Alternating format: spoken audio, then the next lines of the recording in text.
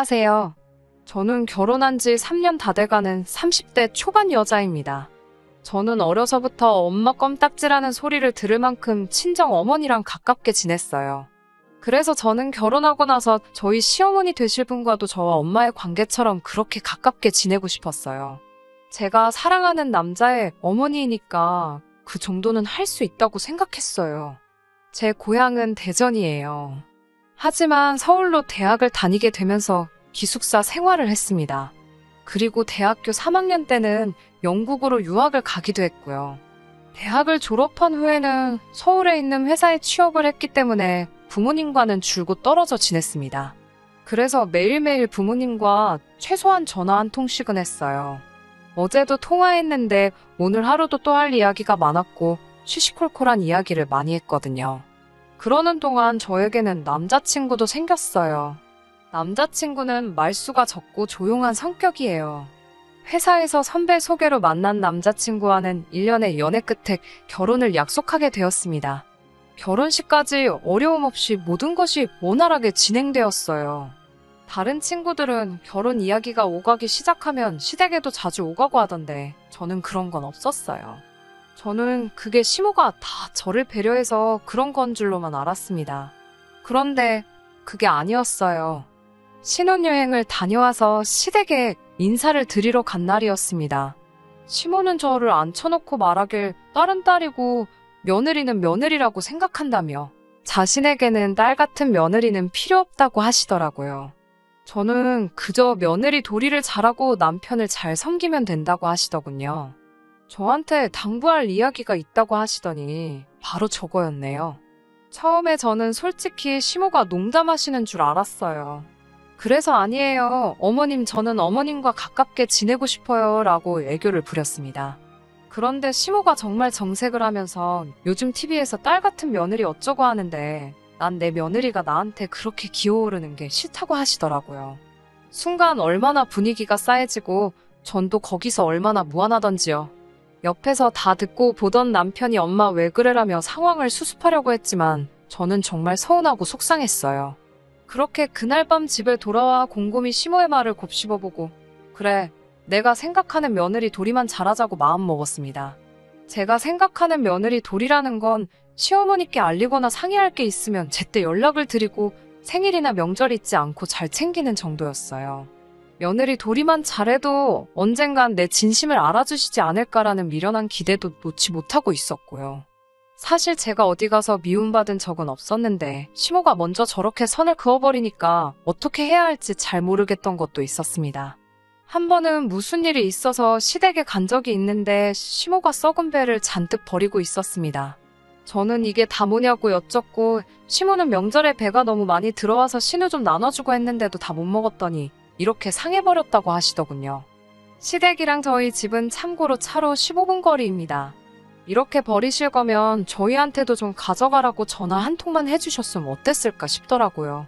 저에게는 냉랭한 시모였지만 본인 자녀들과의 관계는 저와 친정어머니의 관계랑 비슷한 느낌이었어요. 특히 신우는 차로 1시간 거리에 살았기 때문에 친정에 자주 오지는 못하는 것 같았지만 연락은 매일같이 하는 것 같더라고요. 신우는 저와 동갑으로 아직 미혼이고 현재 유치원 방과후 교사로 일하고 있었어요. 하루에 4시간 정도만 하는 일이라 체력적으로 크게 힘들지 않다고 했고요. 다만 머리가 넉넉지는 않다고 들었습니다. 결혼한 지 6개월 정도 지났을 무렵 저는 회사 생활을 정리하고 작은 클레이 아트 공방을 차리기로 결심을 했습니다. 다행히 집 근처 상가에 적당한 매물이 있었기에 과감하게 도전해보기로 했어요. 시어머니께 그래도 말씀을 드려야 할 것 같아서 상황을 설명드리니 시모는 여전히 남편 잘 챙기고 며느리 도리만 소홀하지 않으면 네가 뭘 하건 나는 신경 쓰지 않는다고 말씀하셨어요. 그러자 남편이 옆에서 저에게 그러면 자기는 이제 퇴근하고 나서 와이프가 차려주는 따끈한 밥상을 매일매일 받을 수 있는 거냐고 묻더라고요. 제가 나 지금 놀려는 거 아니고 새로운 사업을 시작하는 거라고. 나도 남편이 차려주는 따끈한 저녁 밥상 좀 받아보고 싶다고 하니까 입을 대빨 내밀더라고요. 하지만 저도 지지 않고 저녁은 돌아가면서 시간 되는 사람이 하자고 버텼습니다. 결국은 제 말대로 하기로 했고요. 물론 시모한테 크게 한 소리 들었습니다. 솔직히 저도 시모가 분명히 뭐라고 할 걸 알고 있었어요. 남편을 잘 챙기라는 건 남편 굶기지 말고 며느리 도리를 잘하라는 건 회사 다닐 때처럼 용돈이나 생활비는 제때 잘 보내라는 거였죠. 물론 남편 수입이 저보다 많았고 그 부분은 남편이 담당하고 있었기 때문에 제가 마음이 상하거나 할 일은 없었습니다. 게다가 다행히 공방은 입소문이 나면서 그럭저럭 회사 생활 때와 비슷한 수익을 내고 있었어요. 저도 절대로 가벼운 마음으로 시작한 일이 아니었기 때문에 감사하며 더 열심히 운영했습니다. 그러다 얼마 전 시모가 계단에서 넘어졌습니다. 시장에 가려고 아파트에서 나오는데 엘리베이터가 고장이라 계단으로 가신 게 화근이었지요. 반질반질하게 물 청소된 계단을 미끄러지면서 무릎을 다치셨다고 하더라고요. 수술도 해야 하고 입원도 해야 한다고 들었습니다.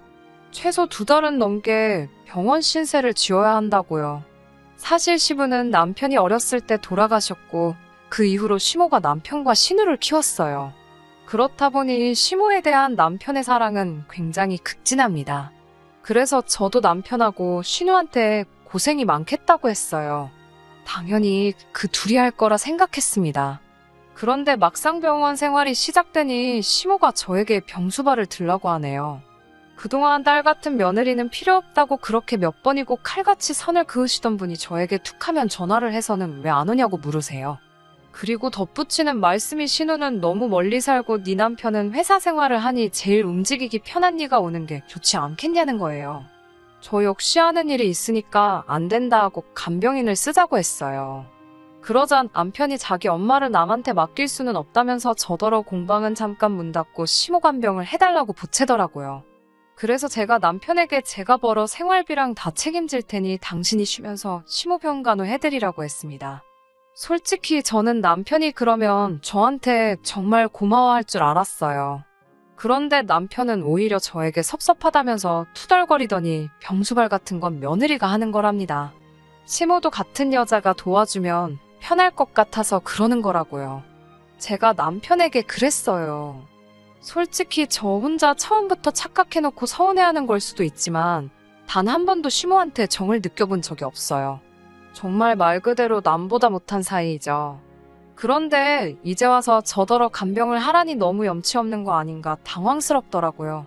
남편, 신우 그리고 시모 너나 할 것 없이 간병인도 싫다. 휴직도 못한다. 손사래를 치더라고요. 저더러 너는 따로 휴가 눈치 볼 필요도 없고 혼자 일하니까 퇴근 시간 조절도 할 수 있지 않냐면서 왜 이렇게 매정하냐고 묻더라고요. 저더러 이기적이고 정없는 사람이라고 저 같은 여자랑 못 살겠다 하더라고요. 그런 남편을 보면서 저도 제가 왜 이렇게 글러먹은 사람하고 결혼한 건지 이해가 안 되더라고요. 그래서 이혼하자고 했어요. 처음으로 공방문을 2시간 일찍 닫고 집에 와 남편 짐 싸서 문 앞에 던져놓고 현관문 비밀번호를 바꿨습니다. 결혼할 때 집은 제가 살던 전세집에 남편은 냉장고랑 텔레비전만 들고 왔어요. 그런데 막상 이혼하자고 제가 나서자 남편이 이런 이유로는 이혼을 못 해준다고 난리를 쳤어요. 병간호에 대해 남편이 말하길 시모가 역병상 며느리가 시모한테 헌신하는 모습을 보니 요즘 저런 며느리가 어디 있나 싶어서 부러워하셨더래요. 그러면서 정말 저한테 공방문을 닫게 하고 병원에만 있게 하려는 생각은 없었다고요. 제가 너무 단호하게 싫다고 해서 제 고집도 꺾어보고 싶고 말이라도 그래 내가 병수발 들게 하면 자기가 됐다고 하고 시모께는 며느리가 어머니 모시고 싶다 하는데 자기가 못하게 할 참이었다고요. 저 같은 호구를 놓치는 게 아쉬웠는지 남편은 갑자기 미친 듯이 저에게 매달리더라고요. 하지만 남편의 궤변을 더 이상 들어주기도 싫었고요. 저는 그저 남편에게 시모간병 잘하고 앞으로 잘 지냈으면 좋겠다고 인사하고 뒤도 돌아보지 않았습니다. 남편은 그럼 자기 어머니는 어떡하냐고 거의 오열에 가까운 눈물을 보이더라고요. 저더러 시모가 안쓰럽고 애틋하지도 않냐면서요. 그래서 저도 남편에게 시모가 우리 친정어머니도 아닌데 내가 왜 애틋함을 느끼겠냐고 물었습니다. 아마 저희 부모님한테 안 좋은 일이 생긴 거였다면 공방이고 뭐고 다 때려치고 그 옆에만 지키고 있었을 겁니다. 제가 처음부터 시어머니께 딸 같은 며느리가 되겠다 다짐했을 때 선을 긋지 않고 제 마음을 있는 대로 받아주셨으면 며느리의 도리를 찾는 게 아니라 정말 시어머니께 친딸 같은 존재가 돼요. 저도 두 발 뻗고 나서서 병수발을 들어드렸을 거예요. 하지만 저는 딸 같은 며느리도 아니고 일개 며느리일 뿐이었잖아요. 그런 저에게 이제 와서 염치 없이 왜 병수발을 들라고 하시는지 도저히 이해가 안 됩니다. 저는 쉼없게 자식 두 분한테 자식 도리를 잘 지키라고 가르쳐 주시라고 한마디 하고 모두가 보는 앞에서 이혼 도장을 찍었습니다. 시어머니도 남편도 신우도 이 상황에 분개했지만 그 좋아하는 자식들 냅두고 저한테 수발을 들라고 하는 상황이 억지인 건 자기들도 알고 있는지 이혼을 선언한 제 앞에 아무 말도 잊지 못하더라고요. 그리고 현재 저는 혼자 잘 먹고 잘 살고 있습니다. 공방도 계속해서 잘 되고 있고요.